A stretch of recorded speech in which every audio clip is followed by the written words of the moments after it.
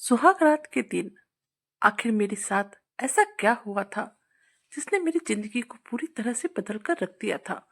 आपको सोचकर हैरानी होगी और मुझे खुद इस बात पर यकीन नहीं हो रहा था कि मेरी शादी जिससे हुई थी सुहाग रात के दिन वह मेरे साथ नहीं था बल्कि कोई और था।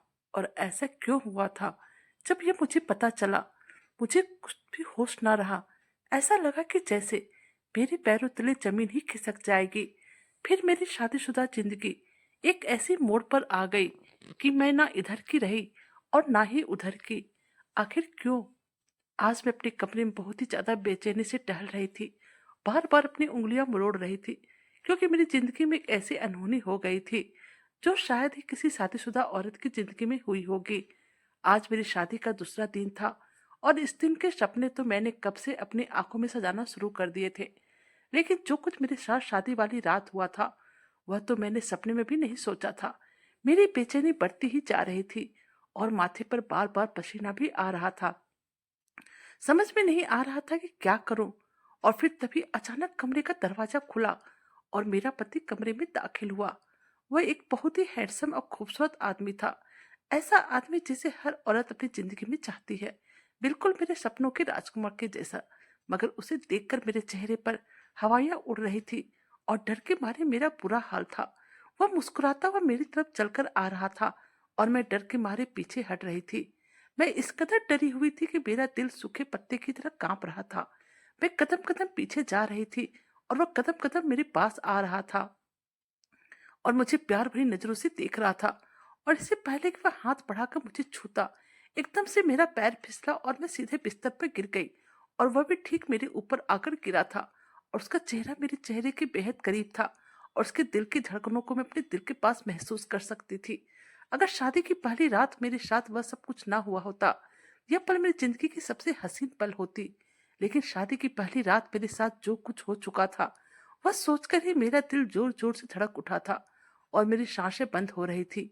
अब तो मैं पूरी तरह से उसकी पकड़ में आ चुकी थी। अब उससे बचने का कोई रास्ता नहीं था। अगर मेरे पति आदर्श ने आज मेरा साथ पति पत्नी वाला रिश्ता बनाया तो उन्हें सब समझ में आ जाएगा और मेरे इस राज पर से पर्दा हट जाएगा। आदर्श की आंखों में प्यार की खुमारी छाई हुई थी और मधोसी उसके अंग अंग से छलक रही थी। आज वो मुझे छोड़ने की मूड में नहीं था और अब वह मेरे कानों के पास अपना मुंह ले जाकर कहने लगा, यार और कितना तरसाओगी। मानता हूँ गलती हो गई मुझसे, जो शादी की पहली रात तुम्हें तुम्हारा हक नहीं दिया। लेकिन विश्वास करो, आज तुम्हें इतना प्यार दूंगा कि तुम्हारी सारी गिले शिकवे दूर हो जाएंगे। यह कहकर आदर्श ने अपना ओठ मेरे गर्दन पर रख दिया था। वह धीरे धीरे से मेरे बालों के लटों को अपनी उंगलियों में मरोड़ रहा था और मैं उसे इतनी करीब देखकर एकदम से घबरा गई थी। वह कहने लगा, मैंने अपनी शादी की सबसे हसीन रात मिस कर दी है और मुझे इस बात का बहुत अफसोस है। शायद तुम भी इसी वजह से नाराज हो, लेकिन अब मैं तुमसे वादा करता हूँ कि मैं तुम्हें इतना प्यार दूंगा कि तुम्हारी सारी नाराजगी उड़न छू हो जाएगी। क्योंकि इस दिन के सपने तो मैंने भी कब से देखना शुरू कर दिए थे। जब से मैंने तुम्हारी तस्वीर देखी है तभी से तो मैं तुम्हारे प्यार में पागल हो चुका था। वह मुझसे मोहब्बत का वैसा ही इजहार कर रहा था जैसे इजहार मैं उसके लबों से सुनना चाहती थी। मगर इस वक्त जो मेरी हालत थी और रात को जो कुछ मेरे साथ हो चुका था, उसके बाद मुझे उसका इजहार खुश करने की बजाय बेचैन कर रहा था। आदर्श, मैं कांपते हुए ओठों से मैंने उसका नाम पुकारा था तो वो कहने लगा, हाँ मेरी जान, तुम्हारे लबों से अपना नाम सुनना कितना खूबसूरत लग रहा है। तुम तो मेरी सोच से भी कहीं ज्यादा हसीन हो। यह कहते कहते उसने अपनी उंगलियों से मेरे ओठों को छूना शुरू कर दिया था और फिर मेरे अंग अंग में बिजली सी दौड़ने लगी थी। इससे पहले कि मैं भी जज्बातों में भीगने लगती, मैंने उन्हें धीरे से पीछे हटाया और जल्दी से बिस्तर से उठकर खड़ी हो गई। तो वह एकदम से बेचैन सा हो गया और कहने लगा, क्या हुआ? क्या तुम्हें मेरी संगत में आना पसंद नहीं है? क्या तुम्हें मेरा छूना अच्छा नहीं लगता है? आखिर तुम इतनी बेचैन क्यों हो? उसने पहली बार मेरी इस बेचैनी को नोट किया था और मैं उसे क्या बताती कि मेरे साथ जिंदगी का कितना बड़ा धोखा हो चुका है। जो कुछ शादी वाली रात मेरे साथ हुआ था वैसा तो कभी किसी लड़की के साथ भी नहीं हुआ होगा। अगर आज मैं आदर्श को अपने करीब आने देती वह मेरा राज जान जाता और मुझे खड़े खड़े तलाक देकर अपनी जिंदगी से निकाल।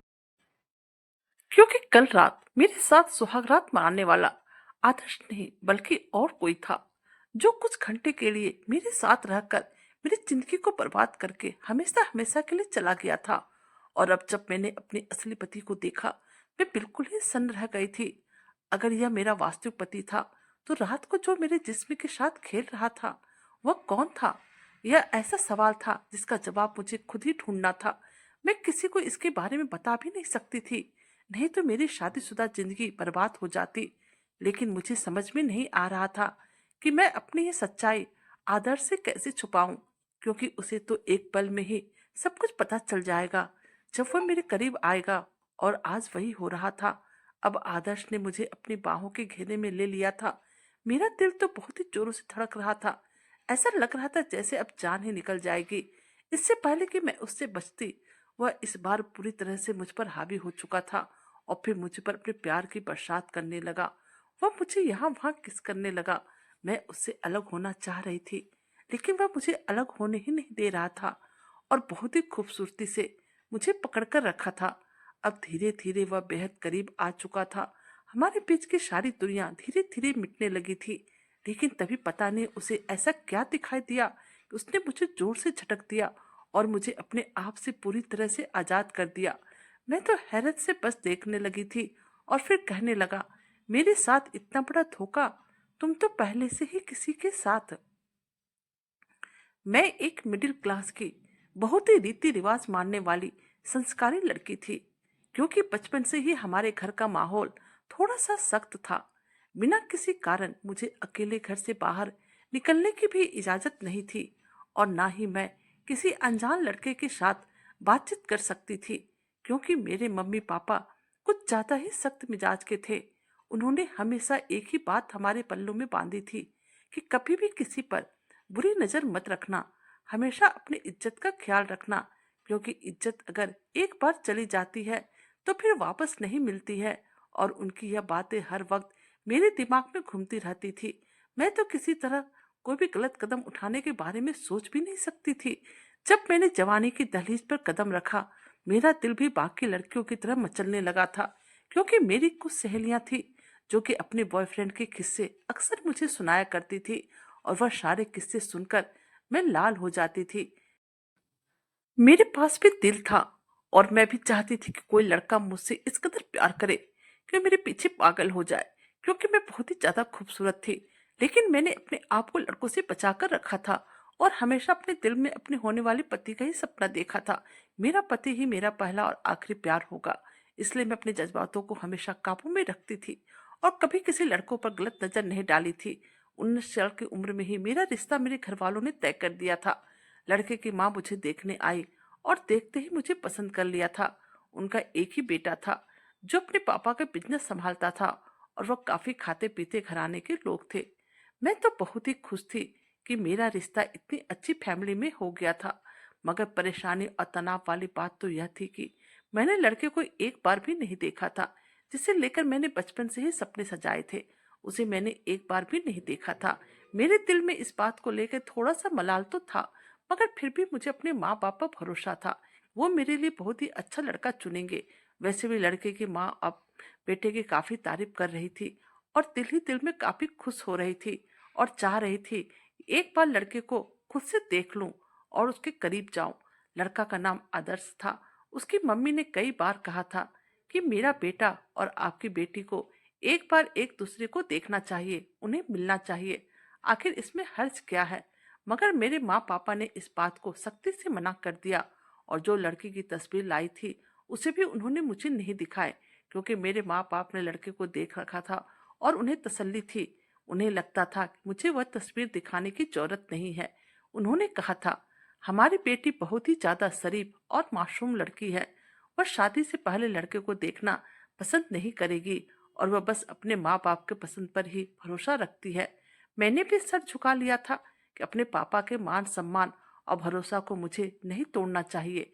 मैंने भी आंटी को कहा कि मुझे तस्वीर नहीं देखनी है, मुझे अपने माँ पापा की पसंद पर भरोसा है। फिर मेरी शादी को थोड़ा ही समय रह गया था और मैं दिन रात उसकी छवि अपनी आंखों में और अपने मन में बनाए रहती थी।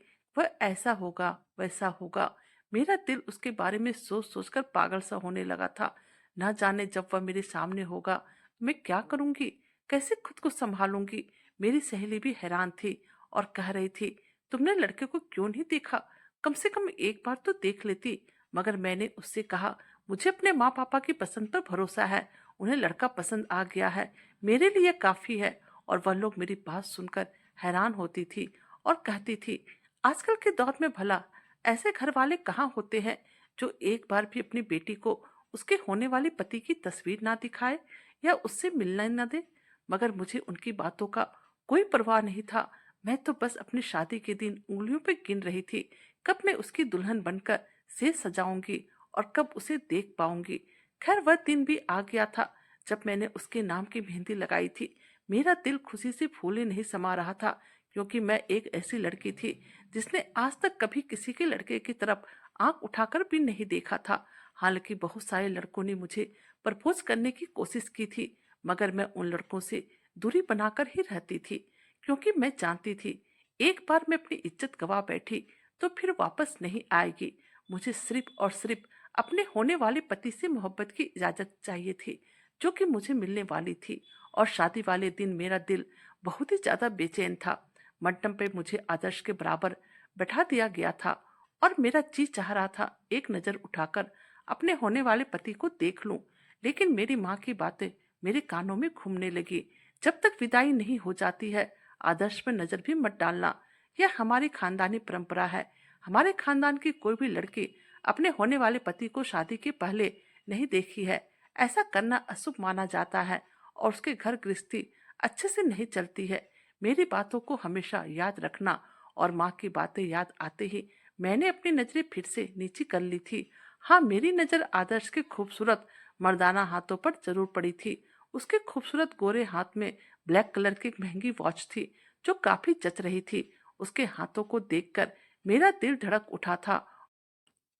और जब वह पूरा का पूरा मेरे सामने होगा, मेरे दिल का क्या हाल होगा, यह सोचकर मेरे दिल की धड़कनों ने शोर मचाया था।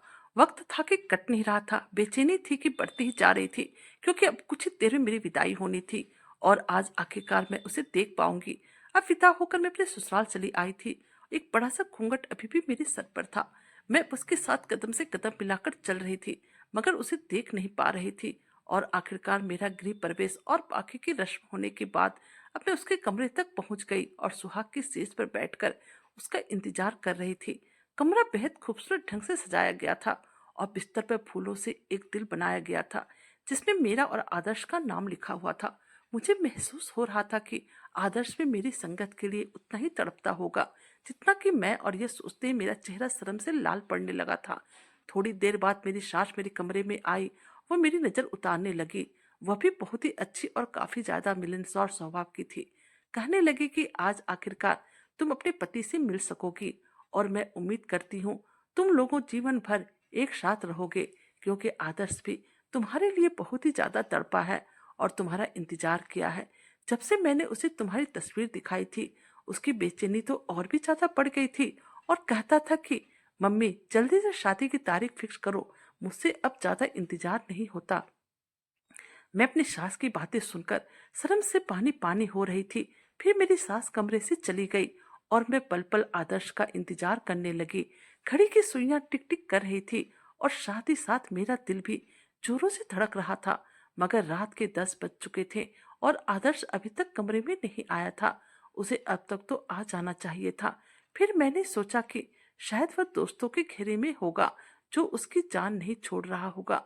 यह सोचते सोचते रात के 11 बज गए और तभी अचानक कमरे का दरवाजा खुला। मैंने अपना सर झुका लिया था, क्योंकि मेरे ख्वाबों का शहजादा आ चुका था जिसका इंतजार मैं कई महीनों से कर रही थी। आखिरकार वह लम्हा आ चुका था। मैंने अपने सामने किसी को बैठते हुए महसूस किया था और मैं एकदम से सिमट कर बैठ गई थी। उसने धीरे से मेरा हाथ थाम लिया और मेरा नाम पुकारा। मेरे दिल की तार हिलने लगी। उसकी आवाज बेहद खूबसूरत थी। मैं शिद्दत से इंतजार कर रही थी मैं उसका चेहरा देख पाऊं, मगर मुझे अपनी परंपराओं का पालन करना था और मैं इतनी बेशर्मी नहीं दिखा सकती थी। अचानक उसने मेरे दिल की इच्छा कैसे जैसे पढ़ ली और धीरे से मेरा घूंघट उठाया। मेरी नजर अभी तक झुकी हुई थी और मेरी हिम्मत नहीं हो पा रही थी उसे देखूं। अब उसने अपने हाथों से मेरे चेहरे को ऊपर उठाया था, फिर कहने लगा, तुम तो मेरी सोच से भी ज्यादा खूबसूरत हो। आज तो मैं तुम पे ऐसा प्यार लुटाऊंगा, तुम्हारी सारी जिंदगी की प्यास खत्म हो जाएगी और मेरे साथ बिताने वाले पलों को याद करोगी। मैं उसकी बात सुनकर थोड़ी सी हैरान हुई थी, मगर फिर मुस्कुराने लगी। वह बहुत ही ज्यादा खूबसूरत और हैंडसम लड़का था, मगर थोड़ा सा बेबाक था। उसने मुझे मुंह दिखाई में कोई भी तोहफा नहीं दिया, बल्कि मेरे गालों पर अपने प्यार का निशान छोड़ दिया और कहने लगा, आज मैं तो अपने प्यार से पूरी तरह से भिगो दूंगा और यही मेरा तोहफा तुम्हारे लिए होगा। बस खुद को तैयार रखना कि मेरी शिद्दत और जुनून को सह पाओ, क्योंकि तुम इस कदर हसीन हो कि मैं खुद पर काबू नहीं कर पा रहा हूँ। इतना कहने के बाद उसने जल्दी जल्दी मेरे जेवर उतारना शुरू कर दिए और मैं अपने आप में सिमटी जा रही थी। असल में मैं भी यही चाहती थी, मेरा पति मुझे हद से ज्यादा प्यार करे, मेरे सामने अपनी मोहब्बत का इजहार करे और मेरी आत्मा को अपने प्यार से तृप्त कर दे और मेरी सारी जिंदगी की प्यास को बुझा दे। वह खूबसूरत था और मुझ पर अपने प्यार का जादू लुटाए जा रहा था, मगर मैं चाहती थी वह पहले मुझसे प्यार भरी बातें करे, मोहब्बत का इजहार करे। वह भी किस तरह मेरे लिए तड़प रहा था और मेरे लिए वह क्या क्या महसूस करता था, मगर उसने मुझसे प्यार भरी एक भी बातें नहीं की और मेरे जिस्म के साथ खेलना स्टार्ट कर दिया। मुझे अच्छा तो नहीं लग रहा था, लेकिन पता नहीं क्यों चाहकर भी मैं उसे रोक नहीं पाई थी। मैं चाहती थी कि मुझे ये सब कुछ अच्छा लगे, मगर न जाने क्यों अब मुझे यह सब अच्छा नहीं लग रहा था। मेरे वजूद के अंदर एक अजीब सी बेचैनी और घबराहट थी। मैं उसे रोकना चाह रही थी, लेकिन वह तो अपने ही रंग में रंगा हुआ था और फिर वह अपने हर हद पार करता चला गया। बेशक हर औरत की इच्छा होती है उसका पति बहुत ही ज्यादा रोमांटिक हो और शादी की पहली रात उसकी पूरी जिंदगी की प्यास मिटा दे, मगर औरत को मोहब्बत का इजहार भी बहुत पसंद होता है। वह अपने मर्द के मुंह से अपने लिए प्यार का इजहार चाहती है, मगर यहाँ ऐसी कोई भी बात नहीं थी। वह तो सिर्फ और सिर्फ मेरे जिस्म से ही मतलब रख रहा था। मुझे क्या परेशानी हो रही थी, मेरे मन में इस वक्त क्या चल रहा था, उसे इन सब से कोई मतलब नहीं था। और यही सब कारण मुझे थोड़ी मायूसी तो हुई, मगर मैं फिर से खामोश हो गई।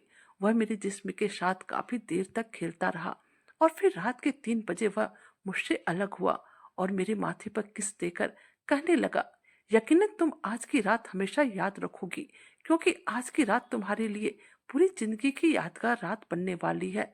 न जाने क्यों उसकी यह बातें मुझे और भी ज्यादा घबराने पर मजबूर कर रही थी। कहने लगा, मेरा बस चले तो तुम्हें एक पल के लिए भी खुद से जुदा ना होने दूं, क्योंकि मैं जितना तुम्हारे करीब आया हूँ उतना ही ज्यादा तुमसे प्यार करने लगा हूँ और मेरी दिली इच्छा यही है मैं कभी भी तुमसे दूर ना जाऊं। लेकिन तुम परेशान मत हो, यह रात हमेशा हमारी जिंदगी में आती रहेगी, अगर तुम चाहो तो। यह कहने के साथ ही उसने एक आंख दबाई और कमरे से बाहर निकल गया। मैं हैरान और परेशान उसे बाहर जाते देखती रही कि रात के 3 बजे उठकर वो बाहर क्यों चला गया, जबकि उसे तो यहाँ बिस्तर पर होना चाहिए था। फिर बड़ी ही मुश्किलों से मैं बिस्तर से उठी और फ्रेश होकर वापस बेड पर आ गई और उसका इंतजार करने लगी। न जाने वह कहाँ चला गया था। मैं इंतजार करती रही, लेकिन वह नहीं आया। फिर इंतजार करते करते 5 बजे मेरी आंखें लग गई और मैं सो गई। अचानक सुबह एकदम मैं हड़बड़ाकर उठी और घड़ी की तरफ देखी तो सुबह के 9 बज रहे थे। मुझे बहुत ही घबराहट होने लगी कि ससुराल में आज मेरा पहला दिन है और मैं ही इतनी लेट तक सोई। ना जाने सभी लोग मेरे बारे में क्या सोचेंगे। मैंने अपनी नजरों से इधर उधर आदर्श को देखा, लेकिन वह तो अभी तक कमरे में नहीं आया था। शायद वह रात भर ही बाहर रहा था। मुझे कुछ हैरानी भी हुई, मगर मैं उठी और बेड का चादर ठीक करने लगी। अचानक ही दरवाजा खुला और मेरी सास एकदम से कमरे के अंदर आ गई। मैं एकदम से सीधी खड़ी हो गई। उन्होंने मेरे माथे पर प्यार किया और कहा, बहू रानी, बहुत ही खूबसूरत लग रही हो। और यह आदर्श कहाँ चला गया है अपनी दुल्हन को छोड़कर? मैं तो तुम दोनों को नाश्ते के लिए बुलाने आई थी, इससे पहले कि मैं कोई भी सफाई अपनी सास को देती। अचानक ही कमरे का दरवाजा खुला और एक हैंडसम सा लड़का अंदर दाखिल हुआ। मैंने साड़ी का पल्लू ठीक किया, क्योंकि मैं उस तरह की लड़की नहीं थी किसी गैर मर्द के सामने बिना दुपट्टा या बिना पल्लू के घूमती। न जाने यह कौन था। हालांकि मेरी सास का कहना था कि आदर्श उनका इकलौता बेटा है, इसलिए यह मेरा देवर तो हो ही नहीं सकता है। फिर आखिर यह कौन था जो इस कदर मेरी सास के गले लगा था और मेरी सास के सामने ही मेरे हाथों को चूम लिया था, और मैं एकदम से हक्का बक्का उसे बस देखती रह गई थी। मेरे शरीर से जैसे जान ही निकल गई थी। कितना बेशर्म था यह नौजवान जो इस कदर मेरे हाथ चूम रहा था, जैसे कि मैं उसकी बीबी हूँ। मेरी सास ने भी उस लड़के का माथा चूमा और कहने लगी, आदर्श बेटा, तुम कितने गैर जिम्मेदार हो, अपनी बीबी को सुबह सवेरे छोड़कर कहाँ चले गए थे। मेरी सास के मुंह से ये सुनना था, ऐसा लगा जैसे मेरे सर पर कोई धमाका हो गया हो। फिर मुझे लगा शायद मुझे सुनने में कुछ गलतफहमी हुई है, मगर ये लड़का आदर्श था तो फिर रात को वो लड़का कौन था जो रात भर मेरे जिस्मों के साथ खेलता रहा। मेरा तो अब दिमाग ही काम नहीं कर रहा था कि यह मेरे साथ क्या हुआ था। ऐसा लग रहा था जैसे किसी ने मुझे आसमान से उठाकर जमीन पर पटक दिया है।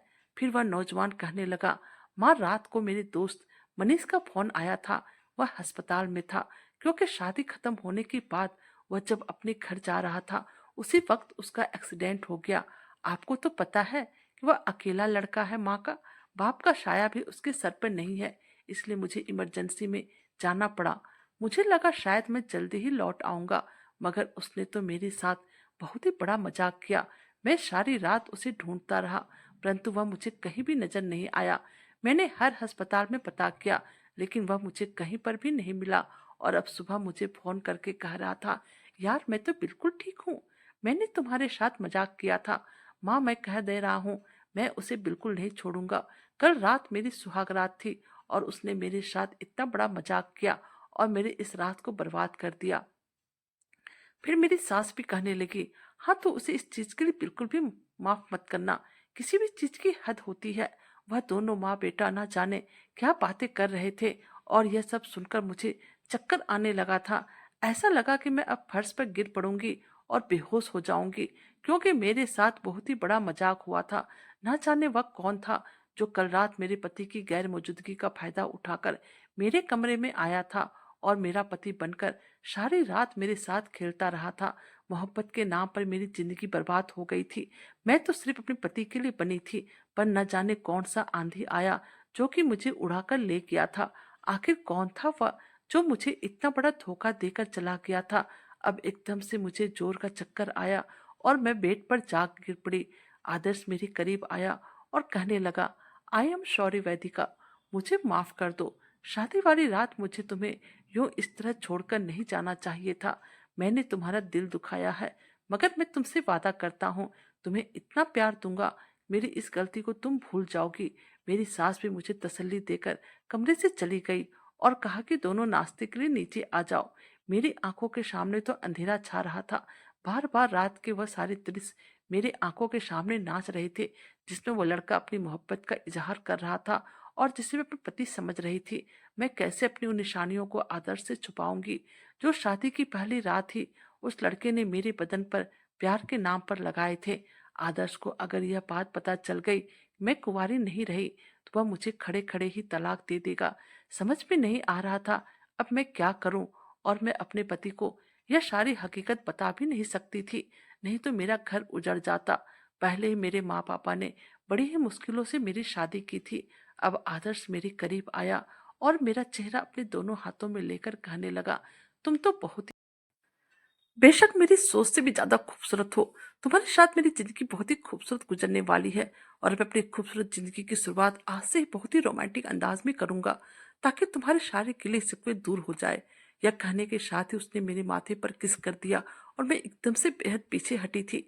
अगर मेरी जिंदगी में भयानक रात ना आई होती, यकीनन मुझे अपने पति का यह रूमानी मोहब्बत बहुत ही खुशगवार लगती, मगर मैं अपने जिस्म पर लगे दाग को मैं न खरोच सकती थी और ना ही अपने से अलग कर सकती थी।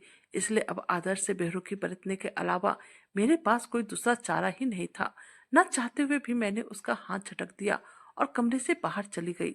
शायद वह हैरान हुआ था, इसलिए मेरे पीछे पीछे भागा चला आया और कहने लगा, लगता है तुम्हें बहुत ही ज्यादा भूख लगी है। उसने मेरे कान में हल्की सी सरगोशी की और मेरे लिए कुर्सी पीछे से खींची और मेरे प्लेट में खाना परोसा। वह बहुत ही प्यार से मेरे सामने पेश आ रहा था। मेरी सास भी मुझे बहुत ही ज्यादा लाड प्यार कर रही थी, क्योंकि मैं उनके बेटे की पसंद थी। वह हर बात में मुझसे प्यार का इजहार कर रहा था, मेरी हद से ज्यादा केयर कर रहा था, लेकिन मैं तो अब उसके लायक थी ही नहीं। इसलिए मैं नहीं चाहती थी वह मेरे करीब आए और मेरे सारे राज खुल जाए। मैं हर वक्त बहाना बनाकर उससे दूर भाग रही थी, लेकिन वह समझ रहा था मैं उससे नाराज हूँ। परंतु यहाँ बात तो कुछ और ही थी। रात में भी वह मेरे करीब आने की कोशिश करता रहता, मुझे हाथ लगाने की कोशिश करता, लेकिन मैं नींद का बहाना बना देती या फिर तबीयत खराब है कहकर उससे दूर हो जाती थी। एक दिन वह मुझे कहने लगा, क्या बात है वेदिका, क्या तुम मुझे पसंद नहीं करती हो बल्कि किसी और को पसंद करती हो? क्या तुम्हारे घर वालों ने तुम्हारी शादी मुझसे जबरदस्ती कराई है? तुम्हारे दिल में जो भी बात है तुम मुझे सच सच बता दो, क्योंकि अब मुझे तुम्हारी यह बेरुखी बर्दाश्त नहीं हो रही है। लेकिन मैं उसे क्या बताती, और वह सच कितना भयानक था जो कि मैं चाहकर भी उसे बता नहीं सकती थी। अब हमारी शादी को 1 हफ्ता गुजर गया था और मुझे अभी तक उस लड़के का पता नहीं चला था और ना ही वह दोबारा मुझे कहीं नजर आया था। अभी तक मैंने आदर्श को अपने करीब भी नहीं आने दिया था। मैं बहाना पर बहाना बनाते जा रही थी और मेरे बहाने थे कि खत्म ही नहीं हो रहे थे। इधर आदर्श की बेचैनियां बेताबियां बढ़ती ही जा रही थी, मगर वह मुझ पर गुस्सा भी नहीं दिखा रहा था, बस खामोशी से मेरी रजामंदी का इंतजार कर रहा था। एक दिन घर पर कोई नहीं था, आदर्श ऑफिस गया था और मेरी सास मार्केट गई थी। मैं घर पर बिल्कुल अकेली थी और लंच बना रही थी। उसी वक्त मेरे मोबाइल पर एक अननोन नंबर से कॉल आया। पहले तो मैंने फोन नहीं उठाया, लेकिन लगातार बजने के कारण मैंने अपना फोन उठा लिया और डरते डरते पूछा, कौन है? लेकिन उसके बाद जो आवाज मेरे कानों में पड़ी उसने मुझे अंदर तक हिलाकर रख दिया। यह वही लड़का था जो मेरी सुहागरात के दिन धोखे से मुझे बर्बाद करके चला गया था। वह लड़का कहने लगा, तुम्हारे साथ बिताए हुए उस रात को मैं कितना भी भूलना चाहूं परंतु भूल नहीं पा रहा हूँ। वह रात अभी तक मेरी नजरों में घूम रही है। दिल चाह रहा है कि अभी के अभी तुम्हें अपनी बाहों में भर लूं। कसम से अब इंतजार करना मुश्किल हो गया है, इसलिए तुम्हें एक एड्रेस भेज रहा हूँ। रात में यहाँ पर पहुंचो ताकि मैं तुमसे जी भरकर प्यार कर सकूं और तुम पर अपनी मोहब्बत लुटा सकूं। यह सब सुनते ही गुस्सा के मारे मेरा शरीर कांपने लगा और मेरे अंदर जो गुस्से का लावा भरा पड़ा था वह अब जोरों से फटा था। मैंने कहा, तुम कितने कमीने हो, तुमने मेरी जिंदगी बर्बाद करके रख दी, मेरी खुशियों में आग लगा दी। तुम्हारी वजह से मैं आदर्श जैसे इंसान के करीब नहीं जा रही हूँ, क्योंकि मैं अपने आप को उसके काबिल ही नहीं समझती। मैं तुमसे बहुत ही ज्यादा नफरत करती हूँ और अब कभी भी दोबारा तुम्हारी शक्ल नहीं देखूंगी। अब कभी भी मुझे फोन मत करना। यह कहकर जैसे ही मैंने फोन रखना चाहा, उसकी बातों ने मुझे अंदर तक हिला दिया। कहने लगा, मैंने उस रात का वीडियो बना लिया है जिस रात तुम अपना तन और मन दोनों मुझे सौंप रही थी।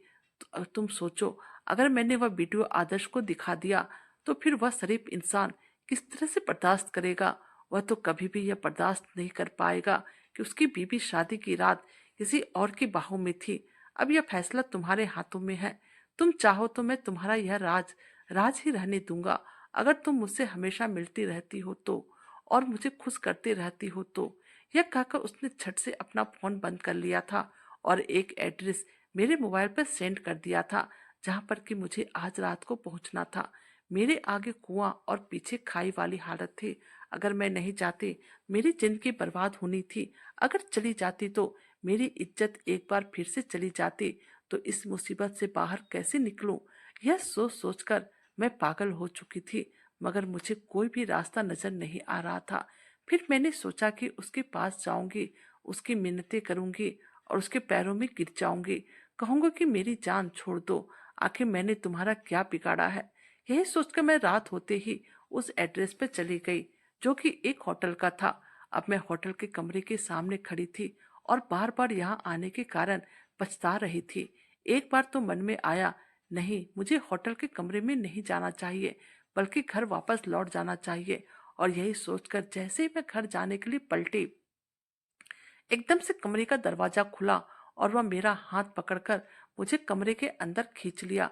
मैं एकदम से घबरा गई। फिर वह मेरे सामने एकदम से खड़ा हो गया और मुस्कुराने लगा।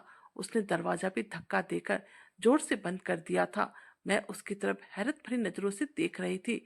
वह मुझे कहने लगा, मुझे पता था तुम जरूर आओगी, क्योंकि तुम एक समझदार लड़की हो और अपना घर बर्बाद नहीं करना चाहती हो। आखिर क्या हो जाएगा कि तुम मुझे खुश करती रहो और अपने पति को भी खुश करती रहो। वैसे भी आदर्श सीधा साधा इंसान है, उसे पता नहीं चलेगा कि हम उसे धोखा दे रहे हैं। मैं शादी वाली रात तुम्हारे करीब उससे बदला लेने के लिए आया था, क्योंकि एक बार उसने मेरी मोहब्बत को मुझसे छीना था। मेरी गर्लफ्रेंड को फोन करके बताया था कि मैं एक अच्छा लड़का नहीं हूँ, बल्कि हद से ज्यादा आवारा हूँ, और इसलिए मेरी गर्लफ्रेंड मुझे छोड़कर हमेशा हमेशा के लिए चली गई थी। और उसी वक्त मैंने ठान लिया था कि आदर्श से इस चीज का बदला अवश्य ही लूंगा। इसी कारण से मैं उसकी शादी में बढ़ चढ़कर हिस्सा ले रहा था। मैं आदर्श से इस तरीके से बदला लेना चाहता था, मेरा काम भी बन जाए और उसे पता भी ना चले। एक दिन मैंने आदर्श के माँ के मुंह से यह सुना था कि लड़की वाले पुराने ख्यालात के हैं, इसलिए वह लोग लड़का और लड़की को आपस में मिलना नहीं देना चाहते हैं। उनकी नजरों में ऐसा करना अशुभ होता है। और फिर तभी मेरे दिमाग में यह बात बैठ गई, मैं आदर्श से इसी तरह का बदला ले सकता हूँ। फिर शादी की रात जब से मैंने तुम्हें देखा, तुम्हारे इस रूप को देखकर मैं पागल हो गया था। मुझे तुमसे प्यार हो गया था और मैं तुम्हें किसी भी कीमत में पाल लेना चाहता था। तुम्हें देखने के बाद मेरे तो दिमाग ही काम करना बंद कर दिया था, क्योंकि मुझे तुम्हें किसी भी तरह हासिल करना था। उसके मुंह से यह सब सुनकर मुझे तो घृणा सी होने लगी थी और मैं उसे नफरत भरी दृष्टि से देख रही थी। मैंने उसे कहा, तुम मुझे वीडियो दे दो और मेरी जान छोड़ दो, वरना मैं पुलिस में जाकर सभी कुछ बता दूंगी। मेरी बात सुनकर वह एकदम जोर जोर से हंसने लगा और कहा, क्या तुम अपनी इज्जत का तमाशा बनाओगी? तुम्हें अंदाजा भी है जब तुम्हारे माँ पापा को यह बात पता चलेगी तो फिर उनकी क्या हालत होगी? यह कहकर वह मेरे एकदम से करीब आ गया और मुझे अपनी बाहों में भरने की कोशिश करने लगा। लेकिन इससे पहले कि वह मेरे साथ जोर जबरदस्ती करता, अचानक दरवाजा खुला और आदर्श गुस्से से कमरे में दाखिल हुआ। उसने मनीष का कॉलर पकड़ा और उसे एक जोरदार तमाचा मारा।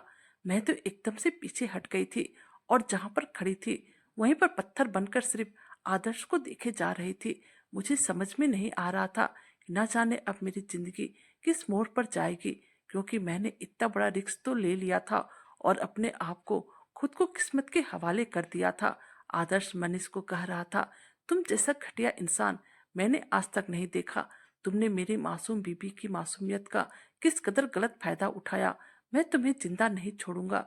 यह कहकर वह पूरे गुस्से में मनीष को मुक्का मारने लगा। अगर उसका बस चलता तो वह आज मनीष की जान ही ले लेता, क्योंकि मनीष ने शादी की रात आदर्श को झूठ कहा था कि उसका एक्सीडेंट हो गया है और वह अस्पताल में है। किस अस्पताल में है यह कहने से पहले उसने फोन स्विच ऑफ कर लिया था, जिस कारण से आदर्श रात भर उसे एक अस्पताल से दूसरे अस्पताल ढूंढता रहा और वह उस चीज का फायदा उठाकर उस रात उसकी जिंदगी यानी कि मेरी जिंदगी को बर्बाद करता रहा। होटल आने से पहले मैंने हिम्मत करके आदर्श को सारी सच्चाई बता दी थी, क्योंकि सच्चाई में बड़ी ही ताकत होती है। आदर्श की मासूमियत, भोलापन देखकर अब मुझे अपने आप से नफरत होने लगी थी और मैं बिल्कुल नहीं चाहती थी मैं उसे और धोखा दूं। फिर अपनी किस्मत का फैसला भगवान के ऊपर छोड़कर मैंने उस रात की सारी बातें आदर्श को बता दी, क्योंकि मैं जानती थी कि हमारे इस रिश्ते को सिर्फ और सिर्फ सच्चाई ही बचा सकती है। अगर मैं उसे धोखा देती, उसे झूठ बोलती, मैं और भी ज्यादा फंस जाती, क्योंकि मेरे साथ तो धोखा हुआ था। मैं जब ये सब बातें आदर्श को बता रही थी, मेरे आंखों से सिर्फ आंसू बह रहे थे। रोते रोते मैं उसके कंधे से लग गई थी। तब उसने मुझे सहारा दिया और कहा, आज तुम उससे मिलने होटल जरूर जाओगी। मैं उसकी बात सुनकर हैरान थी, वह ऐसा क्यों बोल रहा है?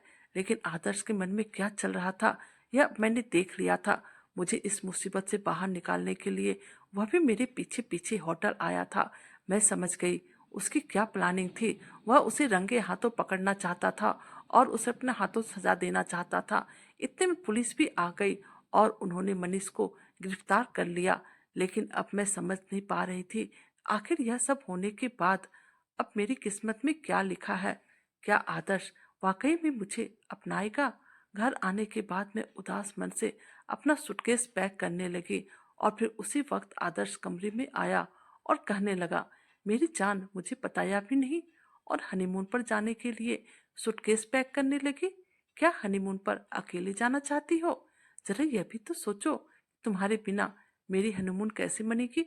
यह कहकर उसने मुझे जोर से अपने सीने से लगा लिया और कहने लगा, इन सब चीजों में तुम्हारा कोई भी कसूर नहीं है, सारा कसूर मेरा है। मुझे तो उस रात बाहर जाना ही नहीं चाहिए था। इसलिए अब जब तक तुम मुझे माफ नहीं करोगी तब तक मैं तुम्हें अपनी बाहों से आजाद नहीं करूंगा। उसकी बातें सुनकर मैं फूट फूट कर रोने लगी। फिर वह कहने लगा, मत रो मेरी जान, क्योंकि अब तुम्हारी यह जान सिर्फ तुम्हारी ही नहीं बल्कि मेरी है।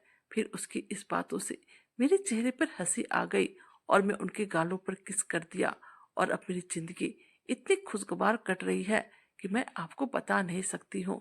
भगवान ने मुझे आदर्श के रूप में इतना अच्छा जीवन साथी दिया है कि मैं जितना भी उसकी तारीफ करूं कम है। वह मेरे लिए भगवान का एक आशीर्वाद है। आदर्श वाकई में मेरी जिंदगी में एक रोशनी बनकर आया था, जिसने उस रात के अंधेरे को निगल लिया था।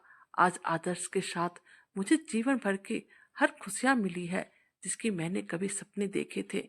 उसने कभी भी मुझे किसी बात पर कोई भी ताना नहीं दिया और अब मेरी जिंदगी में सिर्फ खुशियां ही खुशियां हैं।